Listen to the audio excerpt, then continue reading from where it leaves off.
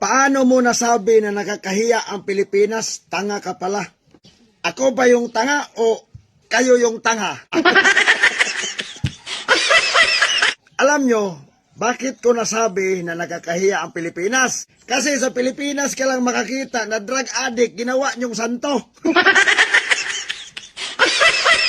Kriminal at kidnapper ginawa nyong witness sa mga hearing. Protektor ng landlord kasama sa naglilitis sa pinagbibintangan yung nagnakaw. Mga convicted ang mga membro ng mga naglilitis. O hindi pa nakakahiya yan? Chairman ng Committee on Justice na naglilitis. Ang asawa, may aligasyong rapist, di ba? O, ngayon, sasabihin nyo na hindi nakakahiya ang Pilipinas? Pati yung naniniwala, kayong nagsasabi na hindi nakakahiya, isa rin kayong nakakahiya. Di ba? Drug addict, pinatay. Ngayon, ginawa yung santo.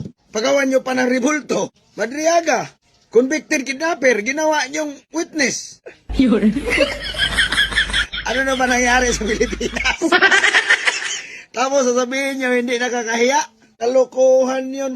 BP Sara, Vice Presidente, nililitis ninyo, iniimbestigahan ninyo.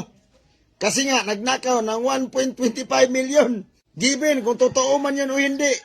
Bakit si Sara Duterte lang? Alin ba ang mas malaki?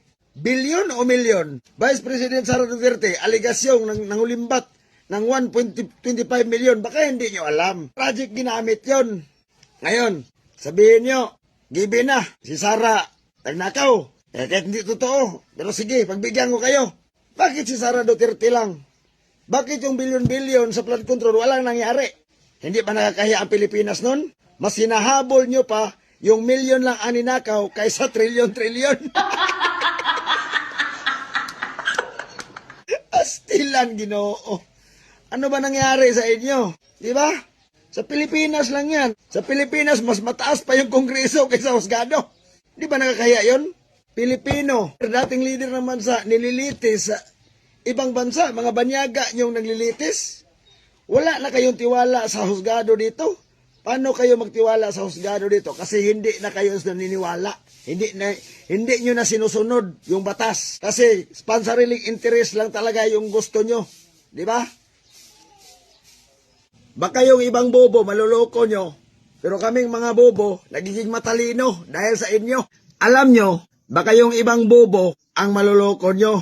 Pero kaming mga bobo, kami ang klaseng bobo na nagiging matalino dahil sa inyo. Dahil halata na kayo masyado. Kasi kahit walang pinag-aralan, alam na alam yung mga estilo ninyo.